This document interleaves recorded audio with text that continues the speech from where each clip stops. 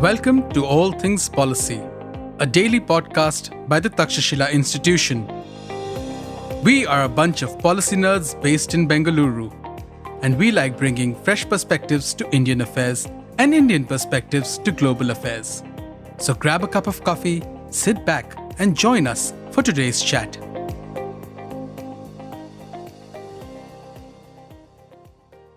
Hi everyone, welcome to this episode of All Things Policy. I'm Anushree Suresh, a research associate at the Takshashila Institution, and today we have Swati Kalyani, a research analyst at Takshashila, with us to discuss a very interesting topic about Indian geospatial ports. So we'll try to look at the question of whether Indian geospatial portals fulfill their roles to the maximum or not.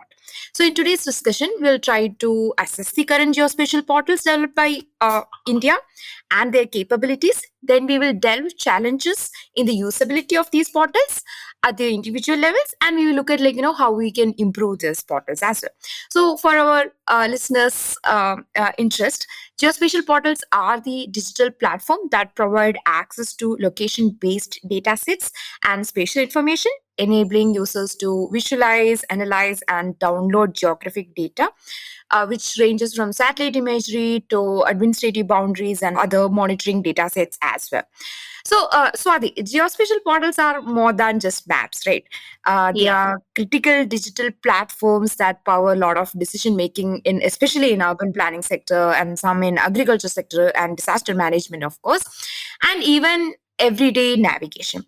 So, India has invested in multiple such portals like Bhuvan, WRIS, and NTM. Yet, global platforms like Google Maps or like Copernicus often dominate this usage, right? So, let's start with the basics, right? So, why are geospatial portals so important for India's development? And what unique role do you think that Indian portals should ideally be playing compared to their international counterparts? Sure. Yeah. To start with, to picture right what how geospatial portals are different from random websites or the other digital platforms is of course the location data that it includes, right? The best example to understand or visualize it is the Google Maps that we kind of use it every day in our lives, and it has also been integrated to so many other service like platforms and things like that, right? Where you need to know your point of location and probably the other things where you're moving to, or what do you want to understand about a particular geographical area. And that's where these portals become like a window to somewhere you actually cannot reach, but you can actually understand a lot about. And to start with, India has done a great job in multiple sectors when it comes to this geospatial portal development itself. I mean, we were not the most initial players, but even after the lag in where we began with probably the Bhuvan portal, which is actually like the flagship geospatial portal created by ISRO. And I mean, basically, it's called National Remote Sensing Center, and that's how they manage all the spatial data sets, whichever our satellites acquire, and things like that, and kind of disseminate it to the general public for any kind of research and analysis and understanding itself, right? So it is important for, as I said, almost every service sector, whenever they have a location based component in their service delivery, this makes all of that very easy. Second is looking at how our geopolitical situations are evolving, how kind of security, trade, military, general border development, everything is, becoming a complex web of things, right? So if you have to ensure that, your borders or your territories are protected, you need to have better surveillance in these borders, however hard the terrain is, right? But it's not really easy for humans as such to just be there all the time, and that's where having those satellites which look over these areas, but also ensure that these whatever data is being collected is being disseminated to the responsible stakeholders who can actually take care of these different purposes, like if like, it could be security or just changes in the land, whichever is existing. That's where these portals become important, and basically the accessibility to whatever information on a certain location, which is not really easy for a human to be there and collect. And other thing is that uh, like when as the geospatial sector in the global level itself is gaining significance, there is a lot of market potential that this has. Like every kind of app that you have in your phone needs some kind of location information, so having that best kind of data really helps in capturing that sector itself. So as and the market itself is growing, like it's in billions, and is expected to grow at least by 14-15% by 2030 and things like that. So unless you have these portals which have amazing interface, adaptable APIs, or basically the codes which run the back, right? Yeah. So when you have these, it's much attractive for every other private player, or even the other neighboring nations which might not have so much of potential with respect to this technology, to adapt these and basically enhance the influence of India itself. That's really amazing. So I'm wondering, like, since it has a lot of potential and it's also like a lot of innovation is also on the way. What do you think that roadblocks that's existing? Like, what kind of roadblocks that's preventing Indian geospatial portals from reaching their full potential? Like, is it technology? Is it policy issues, the regulatory hurdles that comes with it, or the institutional silos, or simply a lack of like user centered design? Oh, I mean, yeah, it's always an integration of all of these things. But yes, a good thing would be to start at the policy itself, right? Yeah. So in 2022, we had something called the National Geospatial Policy, and it is wonderful that the policy came up, and the importance that was required for the geospatial tech itself was given through the policy. And they were the objectives of it included liberalization, democratization, better accessibility, better usability of the geospatial information itself across the sectors, across the stakeholders, citizens, everything. But we also have to understand that we're already late in the market, right? It's been 2022, and to compare it with a few other countries, like by that time, countries like America and China were already established with the navigation sector, with the satellite data collection, Earth observation development. All of that was already kind of established for these other countries, and we had bought the law only like 3 years ago. And I think even the policy itself had these objectives which were supposed to be like a few milestones to be reached by 2025, and the complete achievement of the policy itself by 2030.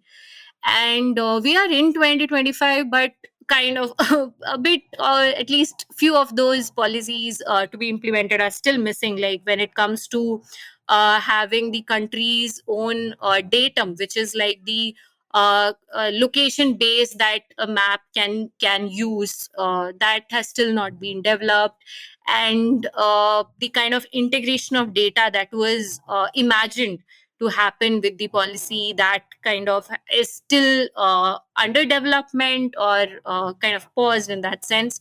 And then what this results in is, like as you mentioned, the institutional silos still remain, right? If you see, if I have to, for example, Google a data about, or find search for a data about the agricultural lands in India, right? So I know that I can go to a portal called Bhuvan, which is of ISRO, and they give these satellite images of a particular region where I can download it, and then I can do my analysis and things like that. Then, but if I want to know what is the rainfall that that area might be getting, because when we are doing a research on agriculture, there'll be many other kind of inputs that we require for that. Now, Yeah. to get that rainfall data, I have to basically go to another portal called India Water Resource Information System, which is developed by Central Water Commission. Hmm. And there is where I get the rainfall data. Now all of this is done, and maybe if I want something like a demographic detail, right, a population data or census data, or something like a road transport, all that, right, I have to go to different portals for each of these data in some or the other way. So, and as I said, because we are also competing with many other portals that are already established by some other nations and maybe other private players also. It looks like this is way more complex or way more like tiring to just find the inputs itself, Yeah. which kind of makes it less attractive in that sense. And also then the next would be when it comes how we look at the tech itself, right? I mean, even when I have to explain what is this domain itself, I really have to start with, as I started with, like, hey, can you imagine Google Maps and how it uses satellite images? This is kind of the work that I do. So I Yeah. think a picturization of that, how this domain itself works, what is basically remote sensing data, or what are these softwares which use this, and how it can be analyzed or processed for different outputs, is not really understood. And if it is used currently, it's mostly in that environmental domain. It is not really integrated to all other sectors where it could be integrated into. And I think that comes from a factor that we are still not looking at it as a separate skill, but as a complementary thing of for example, a geography studies, or something like an environmental studies, or a planning, urban planning or rural Yeah. planning studies. As a domain itself, it's yet to develop Yes, fully. exactly, exactly. There are very few institutions which give a special, like, separate course as itself in that remote sensing itself. It's mostly a part of some other course, and then you kind of specialize in these basic platforms or coding and things like that. And coming to the public awareness, I think it is the most important thing, right? When it comes to a successful, an initiative to be called successful. And I think that's where we're really lacking, because, as I said, if I have to know what is being done on a land, and I need to go to this certain portal, right? But just to give an example, there is a European Space Agency which built its own portal, and what they did was they kind of created a land use map for the whole world at a, I mean, not an extremely high resolution, but somewhere in the 10 meter, 20 meter, 30 meter resolution, which was really useful for so many other analysis, which means we could cut down a lot of our processing, just get a directly analyzed data and then use it for our separate uses. Something like that is still kind of missing in the Indian context and for the Indian regions itself, which again deviates the users to other platforms than sticking on to ours. uh, while there has been some private players at least who have been trying to do good work when it comes to this public awareness, but I think the acceptability is very low. Like, we have a lot of apps, by the way. If you go to the ISRO portal itself, it has developed more than 10 mobile apps. Like, they have weather information apps which farmers can probably use. They have Mhm. like traffic management, a Yeah. lot of planning apps. But then you search that in Google Play Store, you will rarely find it. You'll have to probably go to the link itself given and then download it. So at least I consider that most of I mean, India's population is becoming tech savvy, if it is not Yeah. yet, but it is used to that smoothness of things in that mobile phone itself. So unless we create these platforms into a more usable, mobile friendly, portable friendly modes, it this accessibility issue will still remain, especially when you're competing with such global players who have such enormous reach itself. That's really fascinating analysis, Swati. And I actually wanted to highlight one part, the security restrictions. Maybe, like, Right. I think in India the security restrictions might be quite high, especially for high resolution data, perhaps. Yeah. So at the same time, you also have like certain foreign platforms that host Indian data with very fewer restrictions, right? Doesn't that create a paradox in the situation? Like, we're kind I of like dwindling the innovation that should have been happening. Exactly. I mean, for example, like Survey of India, who Mhm. manages the maps of India, that is basically something called the cartographic maps or topo sheets, which have like all the road details or house details, and this is basically in a PDF format, Okay. and it's not a very bad resolution, good enough like scale in which they give that, and but it is mostly for the safer areas or the most of the territory it's available. But when it comes to a certain concerned regions, especially in the border regions, there are certain restrictions which is controlled by the defense ministry itself.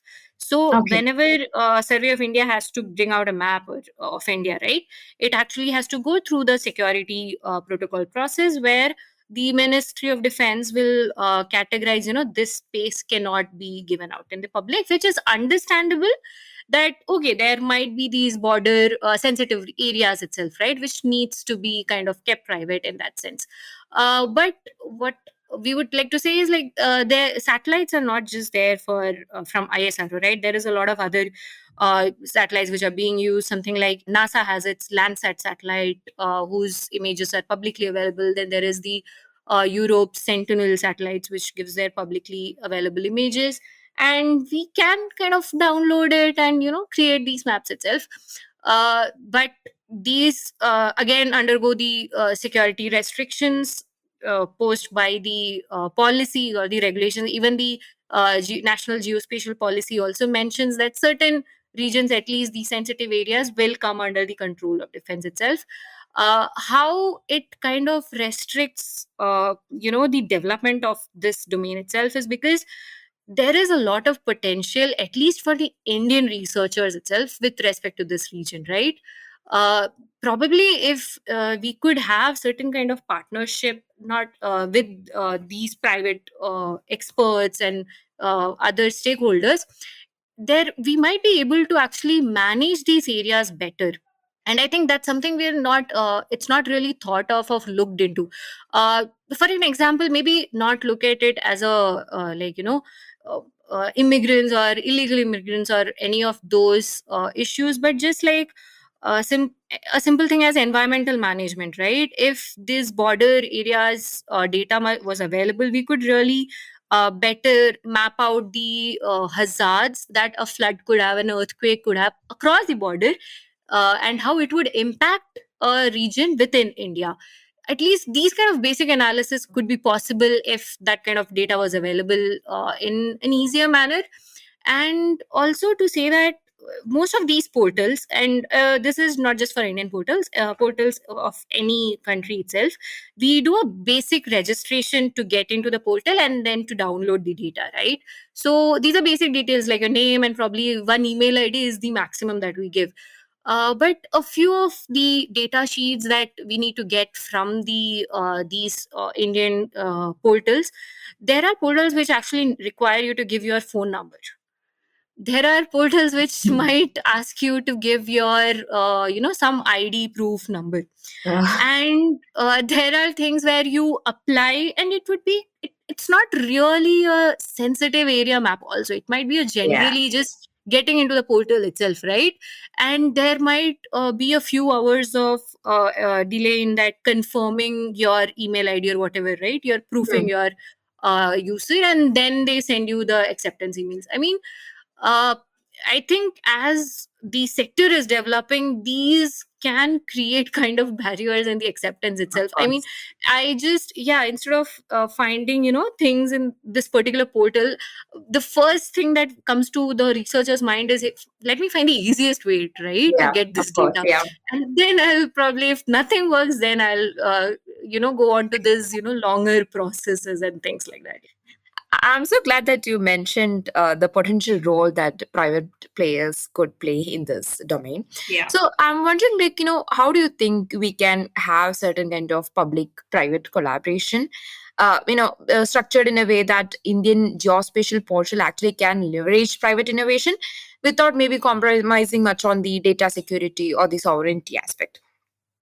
Right. So I do think private sector can be a game changer for sure.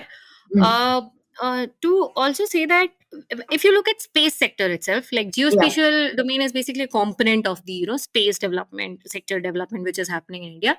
There and in recent years there has been a lot of efforts to privatize space sector itself. There has been a lot of private companies coming into like the space launching technology or the satellite construction and all that, right? So and that has really seen positive results where we have a lot of drone companies a huge Yes. number of Indian drone companies are coming up. A huge number, like a significant number of at least like these satellite Earth observation satellites are coming up. To give an example, would be the Pixel, which is kind of making its own mark in the sector. To say so that is how inclusion of the private sector can actually give some positive results, right? And why I'm saying this drone thing is because drones basically capture aerial images which can be used for geospatial analysis, and these are basically just the tools to capture the inputs which are extremely essential for geospatial research itself. So something in the manufacturing sector has been done, but where we could have an addition is probably something like the analyzed outputs, right? As I said, there is satellite images which is available in the Bhuvan portal, right? But if there could be a private player who takes care of converting this into useful data, Hmm. like land use, land classification, which is basically an area will be mapped out, saying that, hey, this is where urban settlement is, this is where agriculture data is, and so on. So if I have that data, a lot of my processing time, a lot of my efforts could be reduced in that part of the research. And then also these security analysis and all of these things, right? If Yeah. a chunk of it at least could be outsourced, a lot of work for the public organizations itself, like for example, NRSC is taking care of a lot of analysis by itself. A disaster happens, it is the NRSC which has to give the pre and post images, all that factor. A disaster is supposed to happen, it is again NRSC has to integrate with our meteorological department and take care of that data. And again, interestingly, in this when I was looking into these weather data, which is also available in multiple portals, right? A certain kind of weather data will be available in the Indian Meteorological Department's portal, but the natural sources data might be available with some other portals. And if the state organization or a state disaster management authority has to get it, they have to actually send requests to all these multiple organizations and then wait for the results to come, and a lot of analysis. Yeah. So if that kind of responsibility to analyze the data could be reduced for essential critical scenarios, right? Hmm. That could be really helpful, and there will be a lot of private players who are actually interested, especially if you look at the growth of this uh, not just the drone manufacturing, but the drone specific for this agricultural monitoring. That's something I've seen lot of growth, like Yeah. Yeah. what you say, the disaster, like the leaves or whatever, if there is a disaster which has happened, right? Yeah. How it is spreading, and if there is Yeah, a I local think a lot of it has been used for monitoring and certain kind of exactly. assessment and all those things. Yeah, And the yeah. potential is like quite a lot. Right. And market connectivity, all of this. And we don't have to restrict it to one particular sector. Any kind of smaller startups and industries which are coming up, a better market connectivity will be sure if it comes to this, right? Yep. And yeah, so the issue where it comes is kind of the lack of accountability that currently exists, because it's still, only have a policy. And I mean, I think you'll be better if you have to explain what's the difference between, a policy and a law and an act and all that. So Yeah. as soon as it just remains a document, it doesn't really become a law. The enforceability factor of it is kind of low, Yes. like lesser, Yeah. which makes it, kind of an unsafe sector for most of the players. So it's not easy to get that private player confidence to come in and make investments and things like that. So maybe having those account, if that accountability sector could be clearly defined Yeah. and better picturized, maybe something wonderful could happen. Yeah. Swati, I was wondering, so if we have to look at the global counterparts to Indian models, like we have Right. the Earth data by NASA and then the Copernicus hub by, I think, ESA. Yeah, and then China also has something called the digital Silk Road as well. I think these are some of the example, and some of them actually excel through certain openness, investment, and integration in their models. And I think some of them is even host Indian satellite data more effectively than Indian portal themselves. I don't know whether I can make that assumption, but that's my basic understanding of the topic is. So if we have to analyze and compare these models, how do you think, like, what lessons can India learn from this global geospatial platforms in terms of especially usability, openness, and investment models that we can adopt? And which of those lessons can realistically be applied in the Indian context? Right. So I understand that US does have, a certain kind of technical upper hand when it comes to these sectors, right? But to look at how they developed their domain itself is very interesting. So initially, of course, the initial country to have these satellites and remote sensing data, all of that. But even there was a phase for them when all of this data was not really integrated. There were multiple portals, all these universities, right? The Harvard had its own geospatial data dissemination means, and some other universities had their own means. So there was a lot of gaps in those countries also. One good thing or amazing initiative that they did was around, I think, in 2018. Whatever their remote sensing data was there and geospatial information that was kind of spread out across the organizations and institutes were there, they brought in a law and act saying that we are going to make it into, one web portal which has A to Z. And they also put a timeline. They said by 2026 they are going to do it, all this and even not just the data itself, including the APIs for that, like how is the interface developed and things like that. All of that they decided to make it an open source information itself. So, and it has been on a good path, like the data portal, if you go, it's not just the satellite images which are available. If there are any analyzed and what processed products which are there, they're also letting a lot of that for free. Humongous data for the USA's regions, right? Their city, and because it's so much integrated within their urban planning and all those things, great amount of data is available for that region itself.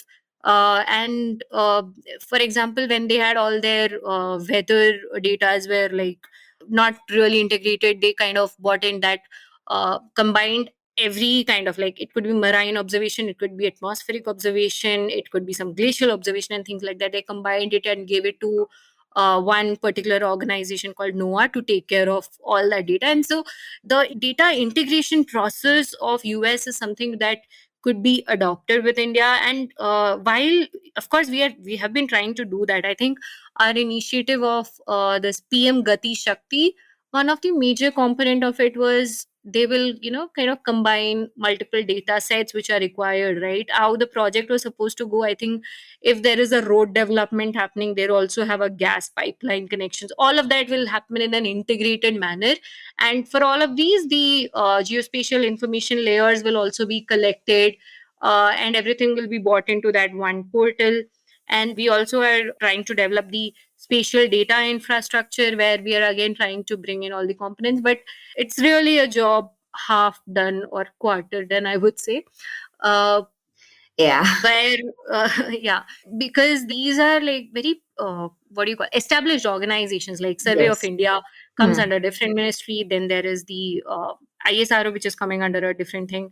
There is the Central Water Commission, which comes under Jal Shakti Ministry. So the ministries itself are kind of different now to get all of these. Yeah. And of course, all of their information is kind of compiled and maintained by National Informatics Center, which is again under a different ministry. Yeah. So the integration remains a major hurdle Yes, for yes, us. that's yeah, surely, and that's something where you can actually adopt the US model, which they Yeah. have been trying to do that. So probably make a act first, ensure that this is the clear mandate of it, and have a timeline, like have a date by which it will be done.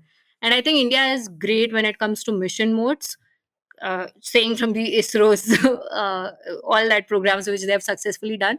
So if we could have a mission for that, I think it can be really done. And yeah, when it comes to funding, we have to look at how China has done that, right? Their ecosystem itself is valued at around, I think, 900 billion by 2030. and they're not just focusing at in launching satellites, they're also focusing at what kind of satellites, what kind of sensors can happen. And within, I think, a 5-year span, the Chinese Earth observation satellite images, like there are different types of images which you can capture. For example, it could be normal optical images, but it could also be something called infrared images, and these are different kind of images quality that comes about. Most of the satellites are even able to outrun the American satellites which existed, or the NASA satellites which existed.